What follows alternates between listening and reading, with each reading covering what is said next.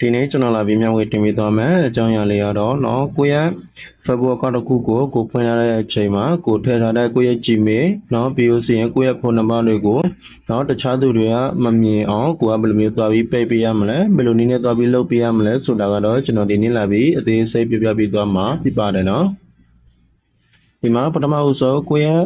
Facebook account တွေကိုတစ်ချက်လာပြီးနှုတ်ဝင်ပေးလိုက်နော်နှုတ်ဝင်လာလို့ပြီးဆိုရင်တော့ဒီ beta မှာစီရင်တဲ့အဒီ asset 30လေးကိုပြန်ပြီးနှိပ်ပေးရမှာဖြစ်ပါတယ်ဒီနေရာမှာနော်ဒီမှာကျွန်တော်ပြထားတဲ့အဒီ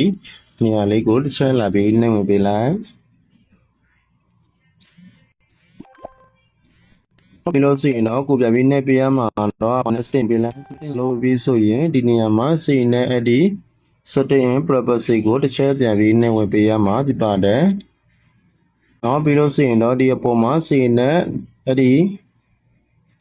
setting လေးကိုပြန်ပြီးနှိပ်ပေးလိုက်တော့ဆိုရင်နော်ဒီနေရာမှာနော်ကျွန်တော်ပြထားတဲ့နေရာလေးကိုတစ်ချက်လာပြီးနှိပ်ဝင်ပေးလိုက်မယ်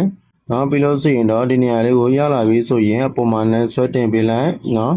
ပေါ်မှာနဲ့ဆွဲတင်ပေးလိုက်ဆွဲတင်လာလို့ပြီးဆိုရင်တော့ကိုပြပြီးမြင်တွေ့ပေးရမှာတော့နော်ဒီနေရာမှာစီရင်တဲ့အဲ့ဒီစာလေးတစ်ကြောင်းကိုပြန်ပြီးနှိပ်ပေးရမှာဖြစ်ပါတယ်နော်ဒီနေရာမှာနော်ဒီမှာကျွန်တော်ပြထားတဲ့နေရာလေးကိုတစ်ချက်လာပြီးနှိပ်ပေးလိုက်နောက်နှိပ်လို့ပြီးဆိုရင်တော့ကိုအပေါ်မှာနဲ့ဆွဲတင်ပေးလိုက်ဆွဲတင်လာလို့ပြီးဆိုရင်တော့ဒီနေရာလေးပဲဖြစ်ပါတယ်နော်ဒီမှာစီရင်တဲ့ဒီအချက်နှစ်ချက်လေးကိုကလာပြီးပိတ်ပေးရမှာဖြစ်ပါတယ်နော်ဒီနေရာမှာတော့ကိုရဲ့ Gmail သို့မဟုတ်ကိုရဲ့ဖုန်းနံပါတ်တွေကိုအဲ့ဒီနှစ်ခုတွေကကိုကဖုန်းနံပါတ်အရင်ကဖွင့်ထားတဲ့အကောင့်တွေကိုတော့တခြားသူတွေကကိုယ့်ရဲ့ Gmail account နဲ့ကိုယ့်ရဲ့ဖုန်းနံပါတ်တွေကိုမမြင်စေချင်ဘူးဆိုရင်တော့ဒီနေရာလေးမှာလာပြီးပိတ်ပေးလို့ရပါတယ်နော်ဒီမှာပထမဦးဆုံးဒီအပေါ်မှာစီနဲ့အဲ့ဒီစာလေးကိုလာပြီးshare လာပြီးနှိပ်ပေးလိုက်တော့ပြီနော်ဒီဘေးမှာစီနဲ့အဲ့ဒီနေရာလေးကိုတစ်ချက်လာပြီးနှိပ်ပေးလိုက်ဒါတော့ကိုယ့်ရဲ့ Gmail account လေးပဲပြီးပါတယ်နော်ဒီနေရာမှာနှိပ်လို့ပြီးဆိုရင်တော့ဒီအပေါ်မှာကိုထားခဲ့မယ်ဆိုရင်နော်ကိုနဲ့နော်တခြားသူတွေကိုကိုယ့်အကောင့်ကိုဝင်လာခဲ့မယ်ဆိုရင်တော့ကိုယ့်ရဲ့ Gmail account ကိုမြင်သွားမှာဖြစ်ပါတယ်တကယ်လို့အဲ့ဒီ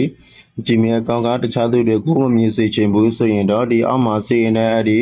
နော်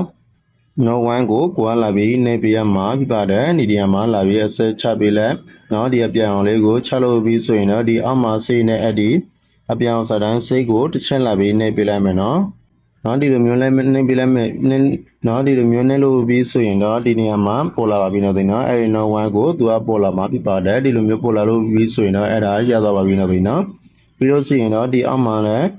ခုနလိုမျိုးပဲဒီအောက်မှာတော့ကိုယ့်ရဲ့ဖုန်းနံပါတ်နော်ကိုယ့်ရဲ့ဖုန်းနံပါတ်ကကိုဝင်လာတဲ့အချက်တွေကနော်ကိုထည့်ထားကိုယ့်ရဲ့ဖုန်းနံပါတ်တွေကိုတခြားသူတွေကမမြင်စေချင်ဘူးဆိုရင်တော့ကိုကဒီဘေးမှာစိနေအဲ့ဒီများလေးကိုနှိပ်ပေးလိုက်နှိပ်လို့ပြီးဆိုရင်တော့ဒီအောက်မှာအဲ့ဒီ no one လေးကိုပဲပြန်ပြီးနှိပ်ပေးရမှာဖြစ်ပါတယ်နော်ခုနလိုမျိုးပဲတော့ပြီနော်ပြီးတော့ဆိုရင်တော့ဒီအောက်မှာစိနေအဲ့ဒီအပြောင်စာတန်းစိတ်ကိုပြန်ပြီးနှိပ်ပေးရမှာဖြစ်ပါတယ်နော်ဒီလိုမျိုးလာလို့နေလို့ပြီးဆိုရင်တော့နော်အဲ့ဒီ no one ကိုလို့ပြောင်းသွားပြီးဆိုရင်တော့အဲ့ဒါရောက်သွားပါပြီတော့ဘယ်နော်တကယ်လို့ကျွန်တော်တကယ်ချင်းမိတ်ဆွေများကိုပွင့်လာတဲ့ကိုယ့်ရဲ့ Facebook account တစ်ခုကိုနော်ကိုထွေးလာတဲ့ကိုယ့်ရဲ့ Gmail ဖြစ်ကိုယ့်ရဲ့ phone number ဖြစ်နော်တခြားသူတွေကမမြင်စေချင်ဘူးဆိုရင်တော့ဒီနီလန်နေနဲ့လာပြီးအသုံးပြုပေးကြပါလို့ကျွန်တော်အကြံပေးချင်ပါတယ်နော်